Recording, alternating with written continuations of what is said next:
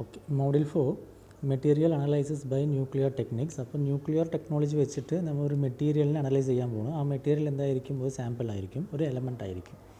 അപ്പോൾ ഇതിൽ വേരിയസ്, അതായത് material analysis or elemental analysis. ഇതിൽ നമ്മൾ various constituent element present in A sample. ഒരു സാമ്പിൾ നമ്മൾ എടുക്കുക, അതായത് എക്സാമ്പിൾ സോളിഡോ, പിന്നെ വാട്ടറോ, ഡ്രിങ്കിങ് വാട്ടറോ, അല്ലെങ്കിൽ ബോഡി ഫ്ലൂയിഡ്സ്, പിന്നെ കെമിക്കൽ കോമ്പൗണ്ട്സ്. അപ്പോൾ ഇതൊക്കെയാണ് ഒരു മെറ്റീരിയൽ ഓർ എലമെൻറ്റ് അല്ലെങ്കിൽ ഒരു സാമ്പിൾ. അപ്പോൾ ഈ സാമ്പിളിനെ നമ്മൾ ഈ ന്യൂക്ലിയർ ടെക്നിക്സ് വെച്ചിട്ട് നമ്മൾ അനലൈസ് ചെയ്യാൻ പോകണം. അപ്പോൾ ഈ മെറ്റീരിയൽ, അപ്പോൾ ഇതിൽ നമ്മൾ, അതായത് വേരിയസ് കോൺസ്റ്റിറ്റ്യൂവൻ്റ് എലമെൻറ്റ് പ്രസൻറ്റ് ചെയ്യുന്ന സാമ്പിൾ, അതെയാണ് നമ്മൾ എന്താ പറയുക, മെറ്റീരിയൽ എന്ന് പറയുക, മെറ്റീരിയൽ അനലൈസിസ് അല്ലെങ്കിൽ എലമെൻ്റൽ അനലൈസിസ്. അപ്പോൾ മെറ്റീരിയൽ അനലൈസിസ് എന്ന് പറഞ്ഞാൽ, ഇപ്പോൾ നമ്മളൊരു വാട്ടറിനെടുത്ത ആ വാട്ടറിലുള്ള മോളിക്യൂൾസിനെ ഫുള്ളും അനലൈസ് ചെയ്താൽ അത് മെറ്റീരിയൽ അനലൈസിസ്. അതേ ആ വാട്ടറിലുള്ള പെർട്ടിക്കുലർ മെറ്റീരിയൽ മാത്രം, ആ വാട്ടറിൽ എന്തൊക്കെ ഉണ്ടാവുമോ അതിനെ മാത്രം നമ്മൾ, ഇപ്പോൾ വാട്ടർ എന്ന് വെച്ചാൽ H2O, അപ്പോൾ എന്താണ്, ഹൈഡ്രജനും ഓക്സിജനും ചേർന്ന് നമ്മൾ അനലൈസ് ചെയ്താൽ അതെന്തായിരിക്കും, അത് വന്ന് മെറ്റീരിയൽ അനലൈസിസും. പിന്നെ ഹൈഡ്രജൻ സെപ്പറേറ്റ് ആയിട്ടും പിന്നെ ഓക്സിജൻ സെപ്പറേറ്റ് ആയിട്ടും അനലൈസ് ചെയ്താൽ നമ്മൾ അതിന് പെർട്ടിക്കുലർ എലമെൻറ്റിന് മാത്രം നമ്മൾ അനലൈസ് ചെയ്യുമ്പോൾ അത് വന്നിട്ട് എന്തായിരിക്കും, എലമെൻറ്റ് അനലൈസിസ് ആയിരിക്കും. അപ്പോൾ ഇതൊക്കെ എന്തിനാണ് ചെയ്യണം പറഞ്ഞാൽ, ഇപ്പോൾ നമുക്കൊരു വാട്ടർ ഉണ്ട്, അപ്പോൾ ആ വാട്ടറിന് എന്താണ്, ടോക്സിക് ആണോ, അല്ലെങ്കിൽ നമ്മൾ അതിന് പ്യുവർ വാട്ടറാണോ, അത് നമുക്ക് കുടിക്കാൻ പറ്റുമോ, അങ്ങനത്തെ ഉള്ള ഒരു അനലൈസിസാണ് ഇതിൽ നടക്കുന്നത്. അതേപോലെ സോയിൽ എന്ന് പറഞ്ഞാൽ ആ സോയിൽ എന്തൊക്കെ എന്താണ് അതിൻ്റെ കെമിക്കൽ കോമ്പൗണ്ട്സ് ഉണ്ട്, അത് നമുക്ക് ഏതൊക്കെയാണ് അതിൽ നമ്മൾ പ്രൊഡ്യൂസ് ചെയ്യാൻ പറ്റും, അങ്ങനത്തെ ഉള്ള അനലൈസിസ് ചെയ്യാൻ പറ്റും. അതേപോലെ ഇതിൽ ഫോറൻസിക് അനലൈസിസും വരും. അപ്പോൾ ആരെങ്കിലും മരിച്ചു പോയവരുടെ എന്താണ്, ഏതെങ്കിലും ഹെയറോ അല്ലെങ്കിൽ അതിൻ്റെ സ്കിൻ ടിഷ്യൂ അതൊക്കെ എടുത്തിട്ട് അനലൈസ് ചെയ്യാൻ പറ്റും. പെർട്ടിക്കുലർലി ഒരു എലമെൻറ്റിനെ മാത്രം അനലൈസ് ചെയ്യാൻ പറ്റും, അല്ലെങ്കിൽ ഒരു മെറ്റീരിയൽ ഫുള്ള് നമുക്ക് അനലൈസ് ചെയ്യാൻ പറ്റും. അപ്പോൾ ഇങ്ങനത്തെ ഒരു അനലൈസിസാണ് നമ്മൾ ന്യൂക്ലിയർ ടെക്നിക്സ് വെച്ചിട്ട് നമ്മൾ ചെയ്യാൻ പോകണമെന്നല്ല, യൂസ് ആകുന്നത്. ഓക്കെ, അപ്പോൾ ഇതൊക്കെ എക്സാമ്പിളാണ് ഫോർ അനലൈസിസ്. അപ്പോൾ ഇതിൽ 2 ആസ്പെക്ട്സ് ഉണ്ട്. ഒന്ന് വന്നിട്ട് ക്വാളിറ്റേറ്റീവ് ആസ്പെക്ട്സും, ഇനിയും ഒന്ന് വന്നിട്ട് ക്വാണ്ടിറ്റേറ്റീവ് ആസ്പെക്ട്സ്. അപ്പോൾ ക്വാളിറ്റേറ്റീവ് എന്ന് പറഞ്ഞാൽ identification of various constituent element. അതായത് നമ്മൾ എന്താണ്, ഒരു സാമ്പിളിനെടുത്താൽ, ഒരു മെറ്റീരിയലിനെടുത്താൽ അതിൽ വേരിയസ് കോൺസ്റ്റിറ്റ്യൂവൻ്റ് എലമെൻറ്റിന് നമ്മൾ ഐഡൻറ്റിഫൈ ചെയ്യുന്നതാണ് ക്വാളിറ്റേറ്റീവ് അനലൈസിസ്, ക്വാളിറ്റേറ്റീവ് എലമെൻറ്റ് എന്ന് പറയുന്നത്. അത് ക്വാണ്ടിറ്റേറ്റീവ് എന്ന് പറഞ്ഞാൽ to measure the absolute amount. അപ്പോൾ നമ്മൾ അതിലുള്ള ഒരു അബ്സല്യൂട്ട് എമൗണ്ട്, അപ്പോൾ ഇപ്പോൾ വാട്ടറിനെടുത്താൽ ഹൈഡ്രജൻ പിന്നെ ഓക്സിജൻ, അപ്പോൾ അതിൽ ഹൈഡ്രജനും ഓക്സിജനും എത്ര ലെവലുണ്ട് അത് നമ്മൾ അനലൈസ് ചെയ്യുമ്പോൾ എന്താ പറയുക, അത് ക്വാണ്ടിറ്റേറ്റീവ് ആസ്പെക്ട്സ് എന്ന് പറയാം. നെക്സ്റ്റ് ഇതിൽ percentage of abundance constituent element classified. അതായത് പെർസെൻറ്റേജ് ഓഫ് അബൻഡൻസ്, അതായത് ലാർജ് ക്വാണ്ടിറ്റി എലമെൻറ്റ് നമ്മൾ ക്ലാസിഫൈ ചെയ്യാൻ പോകണം. അതായത് എന്താണ് അബൻഡൻസ് എന്ന് പറഞ്ഞാൽ ഒരു ലാർജ് ക്വാണ്ടിറ്റി, അതായത് ഒരു എലമെൻറ്റ് എടുത്താൽ അതിൽ ഏത് ലാർജ് ക്വാണ്ടിറ്റി, ഇപ്പോൾ വാട്ടർ എന്ന് പറഞ്ഞില്ല, അതിൽ ഏതാണ് ഹൈഡ്രജൻ ലാർജാ പിന്നെ ഓക്സിജൻ ലാർജാന്ന് പറഞ്ഞ് അതിനെ അനലൈസ് ചെയ്യാൻ പോകണം. അപ്പോൾ ഏത് ഈ എലമെൻറ്റ് കൂടുതലാണോ അതിനൊരു പേരുണ്ട്, ഏത് എലമെൻറ്റ് കുറവാണോ അങ്ങനത്തെ ഒരു പേരുണ്ട്. അപ്പോൾ ഇതിൽ മൈക്രോ എലമെൻറ്റ് ഫസ്റ്റ് നമ്മൾ നോക്കാൻ പോകുന്നത് മൈക്രോ എലമെൻറ്റ്. അപ്പോൾ അബൻഡൻസ് ആ എലമെൻറ്റ്, അതായത് ഈ large quantity element is less than 1% ആണെങ്കിൽ, 1% ഇവിടെ ആ ലാർജ് ക്വാണ്ടിറ്റി എലമെൻറ്റ് കുറവാണെങ്കിൽ അതിനെന്താ പറയുക, മൈക്രോ എലമെൻറ്റ് എന്ന് പറയാം. പിന്നെ macro element abundance it is greater than 1% ആണെങ്കിൽ അതിന് മാക്രോ എലമെൻറ്റും. പിന്നെ ട്രേസ് എലമെൻറ്റിന് നമ്മൾ ഇതും എന്താണ് ഒരു ഇത് അബൻഡൻസ് ഒന്ന് 1/10⁶. അതായത് ഇതിനെ നമ്മൾ PPM ഓർ PPP എന്ന് പറയാം, PPB എന്ന് പറയാം, PPM അതായത് പാർട്സ് പെർ മില്യൺ. PPM പറഞ്ഞാൽ പാർട്സ് പെർ മില്യണും, പിന്നെ PPB പാർട്സ് പെർ ബില്യൺ വരും, 10⁻⁻⁶, ലെസ് ദാൻ 1/10⁻⁶, പാർട്സ് പെർ മില്യണും പാർട്സ് പെർ ബില്യൺ അങ്ങനത്തെ വരും. ആ ട്രേസ് എലമെൻറ്റ് എന്ന് പറഞ്ഞാൽ അതൊരു മൈക്രോ എലമെൻറ്റാണ്. പക്ഷേ നമ്മൾ ഇത് മൈക്രോ എലമെൻറ്റിൻ്റെ കൂടെ ചേർത്താൻ പറ്റില്ല. എന്താണെന്ന് വെച്ചാൽ ഇതിൽ വന്നിട്ട്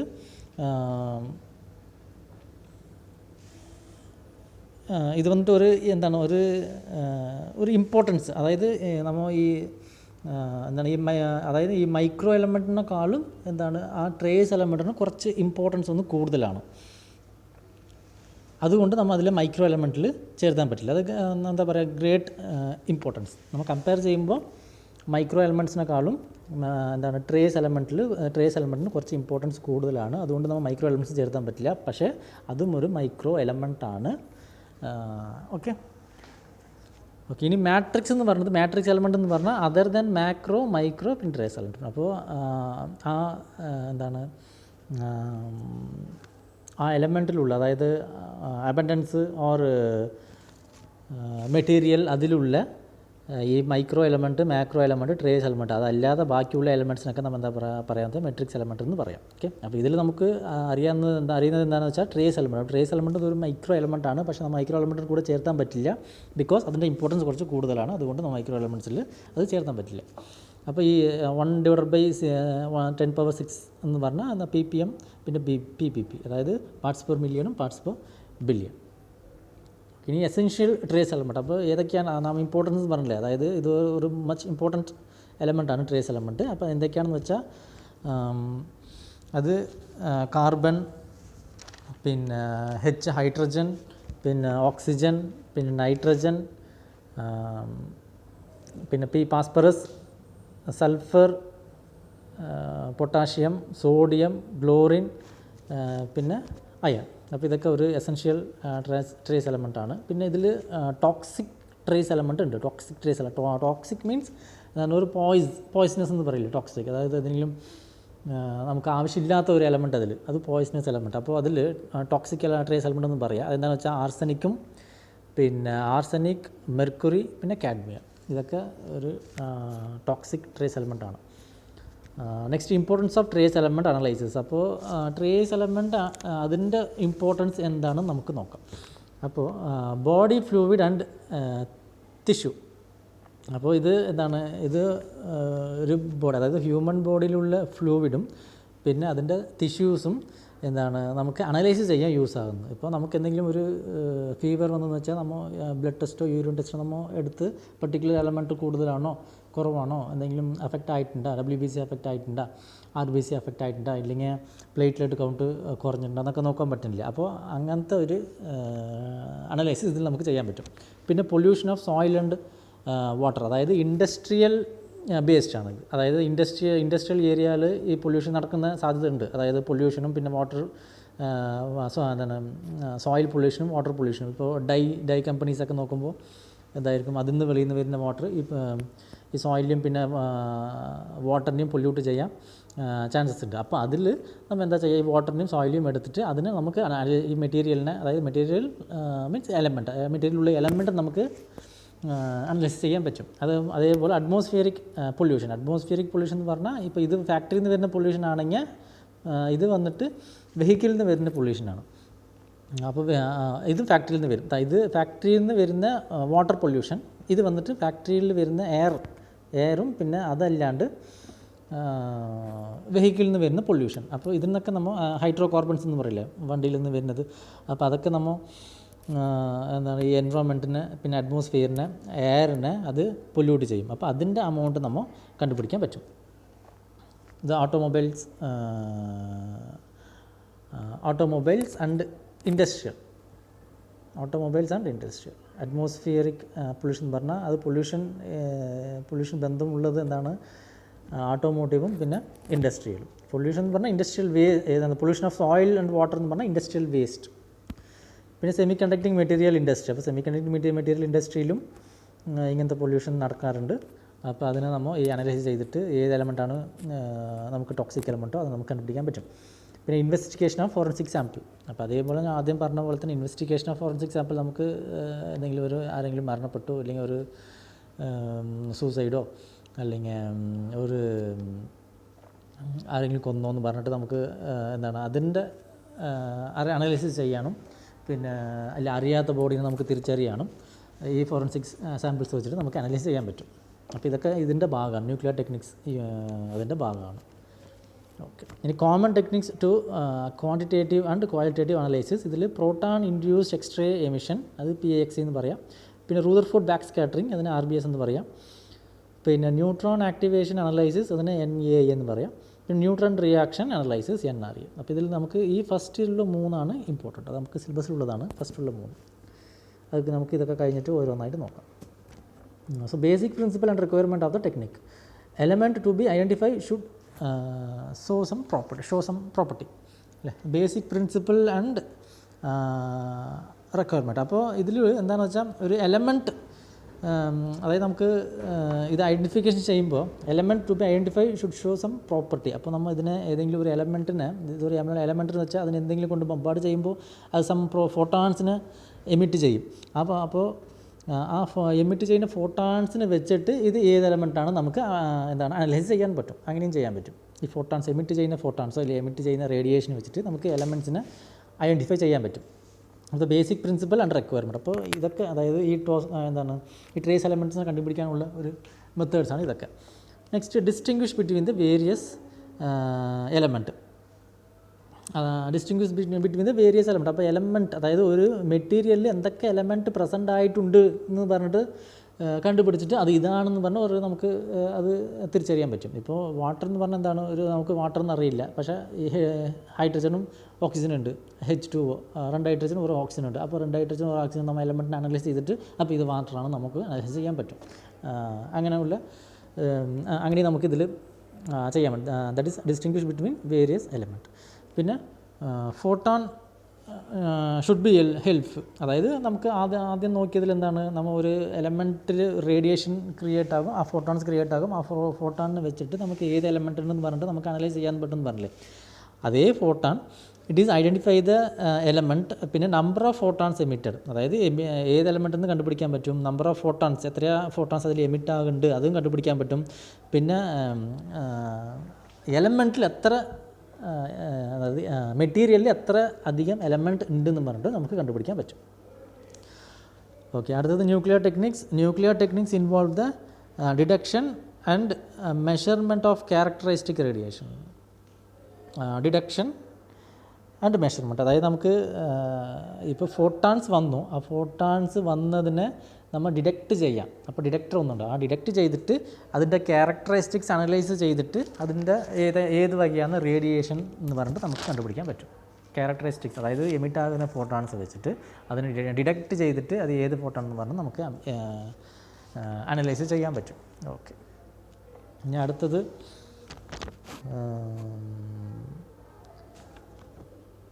ഇതൊരു ഈക്വേഷൻസ് ആണ് കേട്ടോ, ഇത് കാണില്ല, ഞാൻ പറയാം. ഇത് ഫസ്റ്റ് എന്താണെന്ന് വെച്ചാൽ NI, capital N suffix I, അതായത് ക്യാപിറ്റൽ N അല്ല, M ആണ്.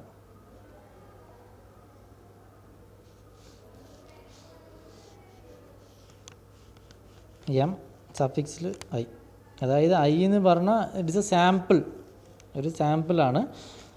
പിന്നെ സ്മോൾ m അത് വന്നിട്ട് മാസ് ഓഫ് ദ എലമെൻറ്റ്, അത് ഇവിടെ വരുന്നുണ്ടോ, ഇവിടെ വരും. അപ്പോൾ it is a mass of the element in the sample.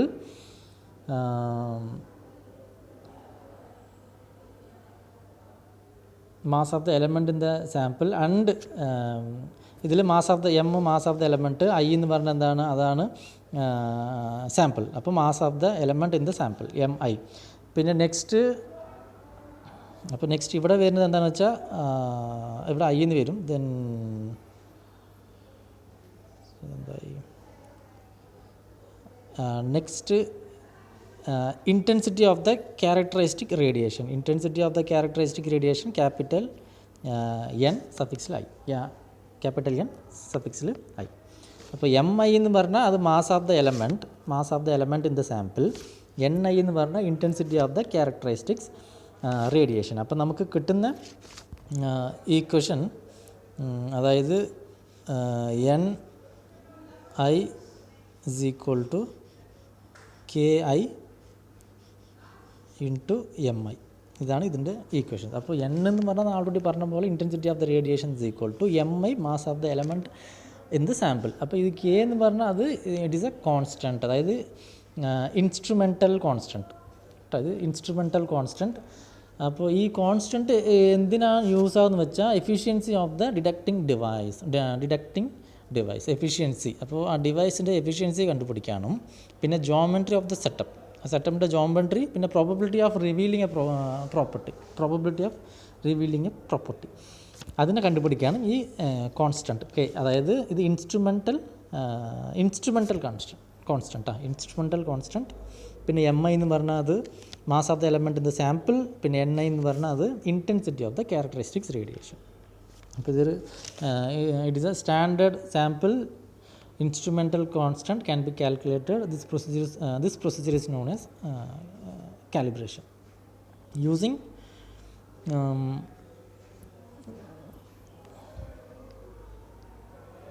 using an internal standard. So given sample relative measurements. അപ്പോൾ നമുക്ക് അവസാനം കിട്ടുന്ന equation N I divided by N S.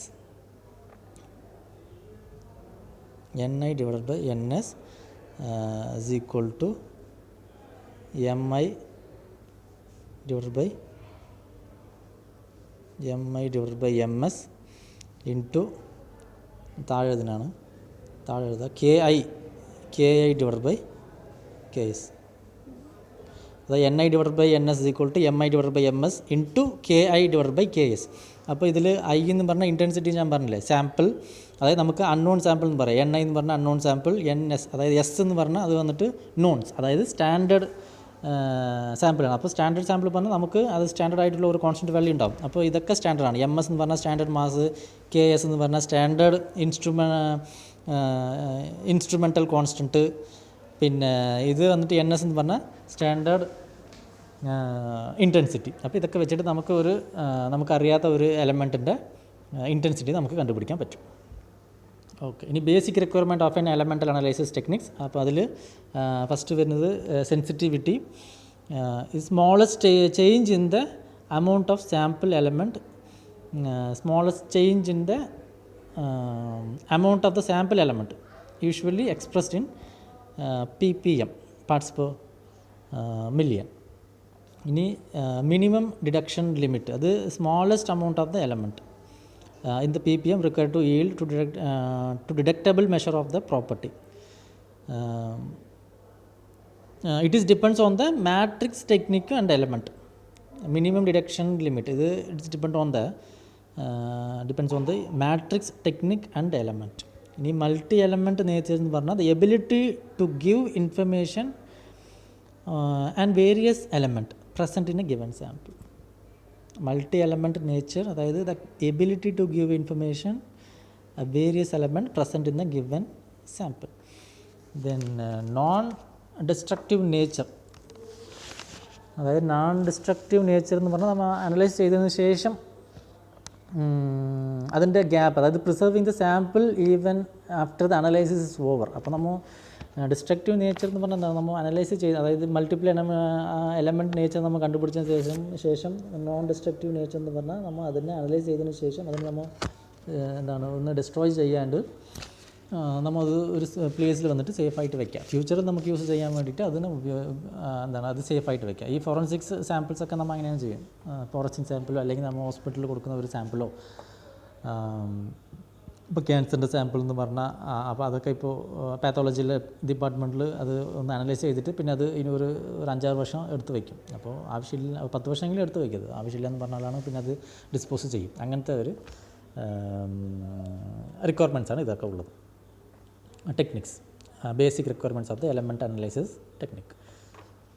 ഇനി ജനറൽ എക്സ്പെരിമെൻ്റൽ സെറ്റപ്പിൽ ഈ 3 പോയിൻ്റ് വരുന്നുണ്ട്. 3, അതായത് സോഴ്സും പിന്നെ സാമ്പിളും പിന്നെ ഡിറ്റക്ടറും. Source, sample and detector. അപ്പോൾ സോഴ്സ് എന്തൊക്കെയാണെന്ന് പറഞ്ഞാൽ, ഇനി ഇലക്ട്രോ മാഗ്നറ്റിക് സോഴ്സ്, അത് വിസിബിൾ സോഴ്സ് ആയിരിക്കും. പിന്നെ എക്സ്റേ എമിറ്റർ, പിന്നെ proton from accelerator, neutron emitter and other. അതായത് നമ്മൾ ഒരു സോഴ്സിൽ നിന്ന് ഒരു ന്യൂട്രോണോ ഒരു പ്രോട്ടോണോ കൊണ്ട് ഒരു മെറ്റീരിയലിനെ ബമ്പാർഡ് ചെയ്യുമ്പോൾ അതിൽ വെളിയാകുന്ന റേഡിയേഷൻ വെച്ചിട്ടാണ് നമ്മൾ അതിനെ കാൽക്കുലേറ്റ് ചെയ്യും, അതായത് അതിൻ്റെ അനലൈസ് ചെയ്യും അതിനെ. അപ്പോൾ അതിലെ സോഴ്സ് എന്ന് പറഞ്ഞാൽ ഇതൊക്കെയാണ് സോഴ്സിൽ വരും. ഇനി ആ സാമ്പിൾ എന്തൊക്കെ സാമ്പിളായിരിക്കും, അതായത് സോളിഡ് സാമ്പിളായിരിക്കും, ലിക്വിഡ് സാമ്പിളായിരിക്കും, ഗ്യാസ് സാമ്പിളായിരിക്കും, ആർക്കിയോളജിക്കൽ സാമ്പിളായിരിക്കും, powder sample, thin film form, body fluid, other components, ഇതൊക്കെ സാമ്പിളാണ്. ഇനി detectors, device use to collect. Detectors എന്താണ്, വരുന്ന റേഡിയേഷന് ഇല്ല വരുന്ന ഫോട്ടോണ് ഡിറ്റക്ട് ചെയ്യാൻ ഒരു ഡിവൈസ് വെച്ചിട്ടുണ്ടാകും. അപ്പോൾ അതിൽ ഡിറ്റക്ട് ചെയ്തിട്ടാണ് അത് നമ്മൾ അനലൈസ് ചെയ്യുമ്പോൾ അതിൽ ഏത് എലമെൻറ്റാണ് ഉള്ളത് എന്നൊക്കെ നോക്കാൻ പറ്റും. അപ്പോൾ device use to collect and analyse, nuclear particle detector, scintillation counter, semiconductor detector, പിന്നെ photo sensor. Okay, thank U.